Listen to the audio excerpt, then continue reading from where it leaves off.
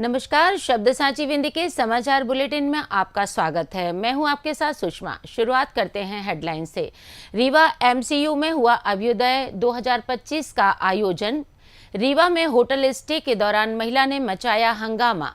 रीवा में हुआ 130 किलो मांगुर मछली का विनिष्टीकरण।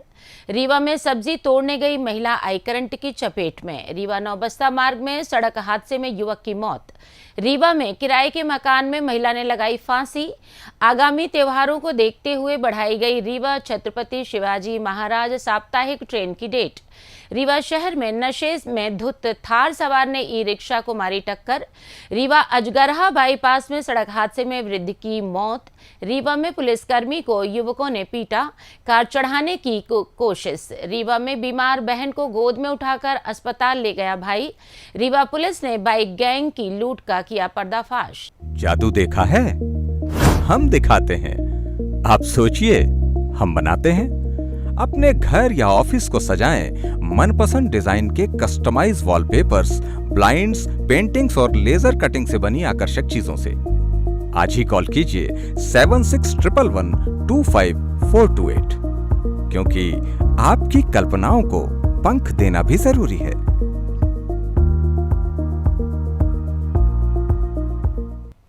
अब खबरें विस्तार से। शुक्रवार को मक्खनलाल चतुर्वेदी राष्ट्रीय पत्रकारिता एवं संचार विश्वविद्यालय के रीवा परिसर में शैक्षणिक सत्र 2025-26 का एक दिवसीय सत्रारंभ समारोह अभ्युदय 2025 का आयोजन किया गया, जिसमें नवागत प्रवेशार्थियों के स्वागत और आशीर्वाद हेतु आयोजित इस समारोह में पत्रकारिता जगत की प्रमुख हस्तियों ने अपने वक्तव्यों से मार्गदर्शन प्रदान किया।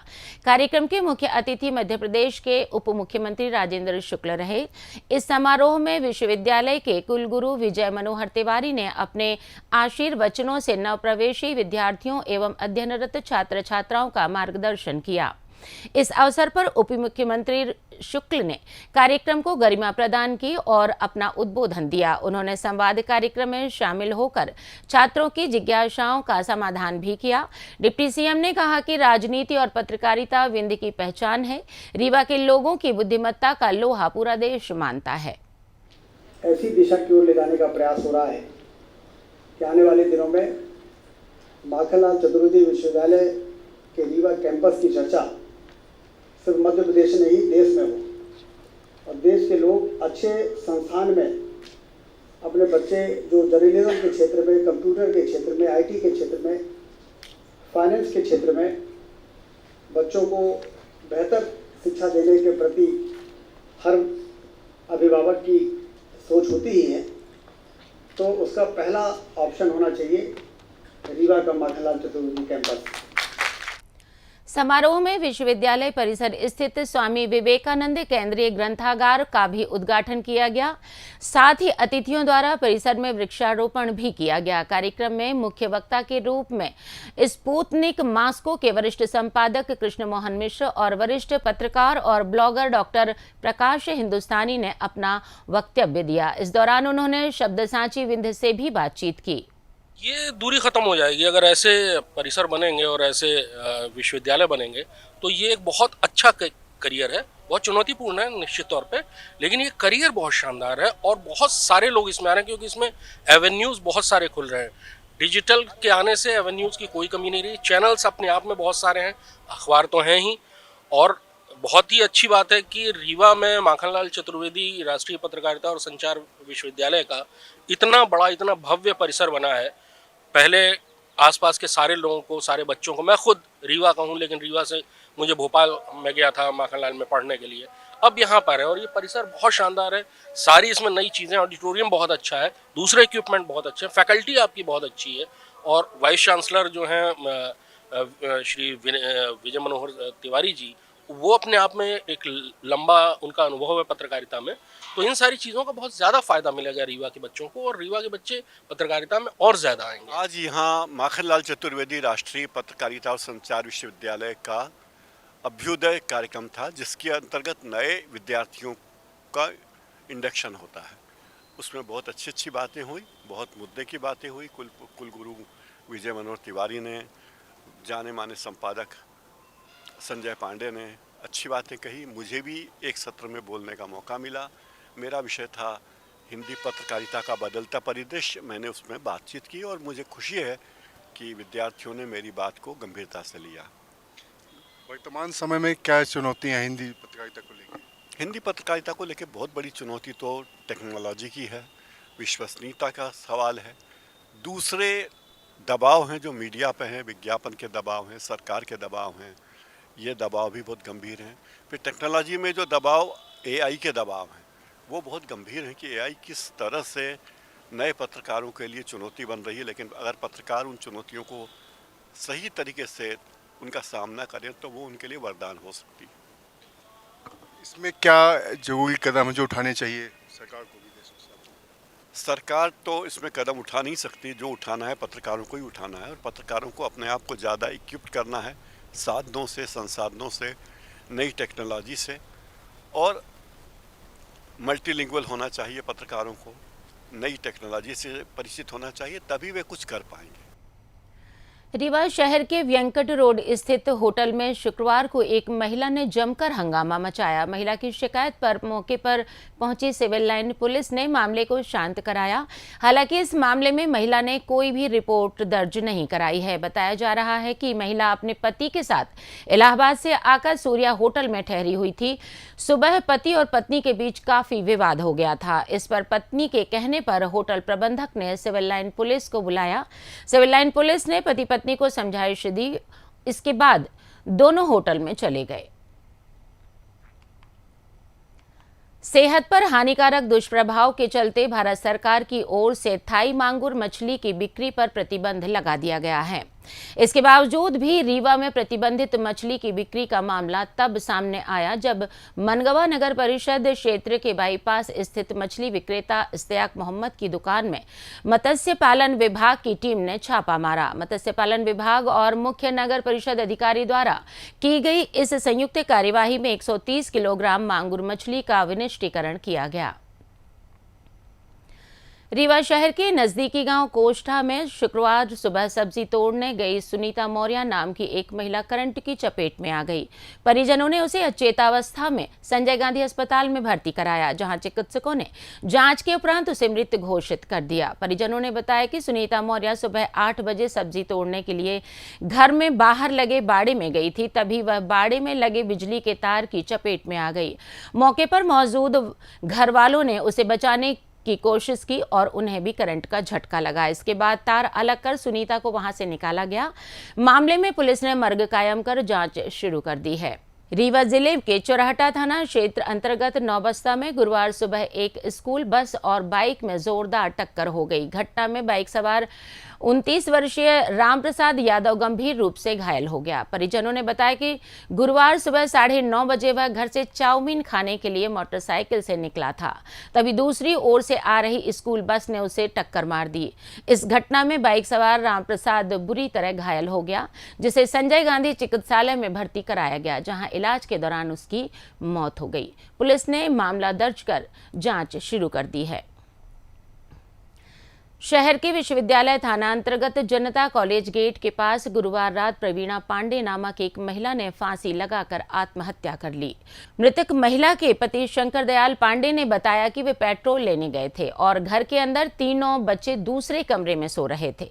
जब वह घर लौटे तो पत्नी ने दरवाजा नहीं खोला। इसके बाद उन्होंने आवाज दी तो बच्चों ने दरवाजा खोला। दरवाजा खुलते ही वे अपने पत्नी के कमरे में गए तो वह फांसी पर झूलती मिली। महिला के पति ने बताया कि उसका पत्नी से कोई विवाद नहीं हुआ था। त्योथर निवासी शंकर दयाल पांडे ने बताया कि वे अपनी पत्नी और बच्चों के साथ किराए के मकान में रहते हैं, जहां पत्नी ने फांसी लगा ली। यात्रियों की मांग और आगामी त्योहारों को देखते हुए पश्चिम मध्य रेलवे ने गाड़ी संख्या 02187 और गाड़ी संख्या 02188 रीवा छत्रपति शिवाजी महाराज टर्मिनल रीवा साप्ताहिक स्पेशल ट्रेन को 13-13 ट्रिप में विस्तारित करने का निर्णय लिया है, जिसमें ट्रेन संख्या 02187 रीवा छत्रपति शिवाजी महाराज टर्मिनल साप्ताहिक स्पेशल अब दिनांक 2 अक्टूबर 2025 से 25 दिसंबर 2025 2025 तक चलेगी। बता दें कि यह स्पेशल ट्रेन सतना, मैहर, कटनी, जबलपुर, नरसिंहपुर, गाडरवारा, पिपरिया, इटारसी और हरदा स्टेशनों से होकर गुजरती है। वहीं ट्रेन संख्या 02188 छत्रपति शिवाजी महाराज टर्मिनल रीवा साप्ताहिक स्पेशल अब दिनांक 3 अक्टूबर 2025 से 26 दिसंबर 2025 तक चलेगी। यह स्पेशल ट्रेन हरदा, इटारसी, पिपरिया, गाडरवारा, नरसिंहपुर, जबलपुर, कटनी, मैहर एवं सतना स्टेशनों से होकर गुजरती है। रीवा शहर में शुक्रवार को व्यंकट रोड में तेजी से दौड़ रही थार ने 2 ई रिक्शों को जोरदार टक्कर मार दी। इस घटना में गनीमत यह रही कि किसी को चोटें नहीं आई, लेकिन ई रिक्शा को काफी क्षति पहुंची। इसे लेकर ई रिक्शा चालक ने थार सवार को रोक लिया। इस दौरान थार में बैठे सवार चालक व एक व्यक्ति दोनों नशे की हालत में थे। यह देख ऑटो रिक्शा चालक आक्रोशित होकर थार चालक को सिविल थाने ले जाने लगा, लेकिन इसी बीच थार चालक ने ई रिक्शा में आई क्षति की पूर्ति कर मामला निपटा दिया। इस दौरान 10 मिनट तक सड़क पर हंगामा चलता रहा।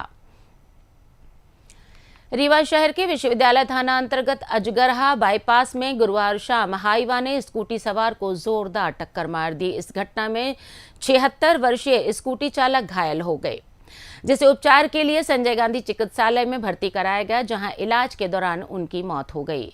घटना के संबंध में बताया कि हादसा उस समय हुआ जब स्कूटी चालक अजगरहा पुल से सड़क पार कर रहा था। पुलिस ने ट्रक चालक के खिलाफ मामला दर्ज कर लिया है। रीवा में एक पुलिसकर्मी की बाइक एक कार से टकरा गई। इसके बाद कार सवार युवकों ने पुलिसकर्मी से विवाद शुरू कर मारपीट शुरू कर दी और इसी दौरान युवकों द्वारा पुलिसकर्मी पर कार चढ़ाने की कोशिश भी की गई। घटना गुरुवार शाम 6 बजे की है। जान बचाने के लिए पुलिसकर्मी उछलकर बोनट पर जा गिरा। आरोपी बोनट पर ही उसे दूर तक घसीटते हुए ले गए। पीड़ित ने सिविल लाइन थाने में शिकायत दर्ज कराई, जिसके बाद पुलिस ने आरोपियों को गिरफ्तार कर लिया। सिमरिया थाना अंतर्गत शाहपुर चौकी में पदस्थ आरक्षक अतुल पांडे किसी काम से शिल्पी प्लाजा आए हुए थे। इसी बीच उनकी बाइक एक कार से टकरा गई थी, लेकिन इस घटना के बाद हैरान करने वाली बात यह रही कि आरोपियों को थाने ले जाने के लिए पुलिस का कोई वाहन मौके पर मौजूद नहीं था। मात्र 2 पुलिसकर्मी वहां आए और एक ही बाइक पर दोनों आरोपियों को बैठाकर उन्हें साथ ले गए। रीवा जिले के मनगवा क्षेत्र के ग्राम मोहरिया में एक भाई अपनी बीमार बहन को गोद में उठाकर अस्पताल ले गया। बीमार युवती के भाई शिवा साकेत ने बताया कि उसकी बहन अनीता बुखार से पीड़ित थी। तेज बुखार की वजह से वह चल नहीं पा रही थी। इसके लिए एम्बुलेंस बुलाई गई थी, लेकिन रोड न होने के चलते वह गांव के अंदर नहीं आ पाई। इसके बाद शिवा ने बीमार बहन को गोद में उठाया और 4 किलोमीटर तक दूर खड़ी एम्बुलेंस तक पहुंचाया। गांव वालों का कहना है कि साल 2015 में रोड का भूमि पूजन हुआ था, लेकिन आज तक रोड नहीं बनी। इसी वजह से समय पर इलाज न मिलने पर कई बीमार ग्रामीणों की जान भी जा चुकी है। रीवा शहर में सिलसिलेवार लूट की घटना को अंजाम देने वाले बाइक गैंग का पुलिस ने पर्दाफाश किया है। रीवा रेंज के आईजी गौरव राजपूत ने पकड़ी गई लूट गैंग की जानकारी देते हुए बताया कि इसका मुख्य सरगना मोहम्मद रमजान 28 वर्षीय निवासी बैकुंठपुर है। लूट में उसका भाई सलीम खान एवं पंकज साकेत निवासी गुड़, सचिन सोनी निवासी मनगवा तथा राजेश साकेत निवासी खुटेही भी शामिल रहा है। आईजी ने बताया कि 8 माह के अंतराल में आरोपियों ने अलग अलग बाइक से 26 लूट की वारदात को अंजाम दिया है। उनके पास से पुलिस ने 14,30,000 कीमत का सामान बरामद किया है। उन्होंने बताया कि लगातार वारदात कर रहे आरोपियों को पकड़ने के लिए पुलिस की टीमें लगी हुई थीं। जैसा कि आप सभी को विदित है कि लगभग पिछले 10 दिनों के अंदर रीवा शहर के अंतर्गत एक बाइकर्स गैंग ने ताबड़तोड़ चेन स्नैचिंग के साथ साथ बैग स्नैचिंग की घटनाओं को अंजाम दिया। ऐसा नहीं था कि पुलिस इस मामले को लेकर सक्रिय नहीं थी, पर पिछले 4-5 दिनों की जो वारदात हुई थी उसमें ये संज्ञान स्वयं पुलिस अधीक्षक महोदय द्वारा लिया गया। मैंने भी डीआईजी साहब को बोला, उन्होंने भी एक अपनी टीम बनाई, जिसके अंतर्गत पुलिस ने रीवा शहर और उसके आसपास के सभी सीसीटीवी कैमरास, अपना पूरा मुखबिर तंत्र और हमारे जो थाना प्रभारी हैं चौराटा के, मनगवा के, समान थाने के, सिविल लाइंस के, कोतवाली के, इन सब के अथक परिश्रम से 5 दिन की मेहनत में हम लोगों ने इस बाइकर्स गैंग का पूरा रिकॉर्ड छाना और अल्टीमेटली हम इनको पकड़ने में सक्सेसफुल हुए, जिसमें एक व्यक्ति जो कि इनका मास्टरमाइंड था उसको स्कूटी पे हमने अपने मुखबिर के माध्यम से और सीसीटीवी फुटेज के आधार पर गिरफ्तार किया। तत्पश्चात उससे सघन पूछताछ के बाद उसके अन्य मित्र पंकज साकेत, राजेश साकेत और सचिन सोनी, इनको भी पुलिस ने अभी गिरफ्तार किया है। एक व्यक्ति जो राजेश साकेत नाम का है, उसने इस वारदात में मशरूका को छुपाने में बहुत अहम भूमिका निभाई थी, तो पुलिस ने उनको भी आरोपी बनाया। कुल अभी तक 5 आरोपी गिरफ्तार हुए हैं। इनसे सघन पूछताछ के पश्चात इन्होंने सिर्फ रीवा की घटनाएं नहीं बल्कि रीवा के आसपास के अन्य थाना क्षेत्रों जैसे मनगांव इत्यादि की भी कुल 26 चेन स्नैचिंग और बैग स्नैचिंग की घटनाओं को कबूला है। अब जान लेते हैं रीवा शहर में कल होने वाले कार्यक्रम के बारे में। रीवा में 15 अगस्त से नशा मुक्ति जन जागृति अभियान संचालित हुआ था। समाज में युवाओं एवं बच्चों में तंबाकू से बने उत्पाद के सेवन से होने वाली गंभीर बीमारियों से बचाने के लिए जन जागृति के उद्देश्य से यह अभियान संचालित हुआ। 30 अगस्त को इस अभियान का समापन होगा। इसी के साथ ये समाचार बुलेटिन समाप्त हुआ। कल फिर मिलेंगे नई खबरों के साथ। जुड़े रहिए शब्द साची विंध्य से और विंध्य से जुड़ी तमाम खबरों के लिए हमारे चैनल को सब्सक्राइब जरूर कीजिए। अपने आसपास की खबरें हम तक पहुंचाने के लिए आप स्क्रीन पर दिए गए नंबर पर संपर्क भी कर सकते हैं। धन्यवाद।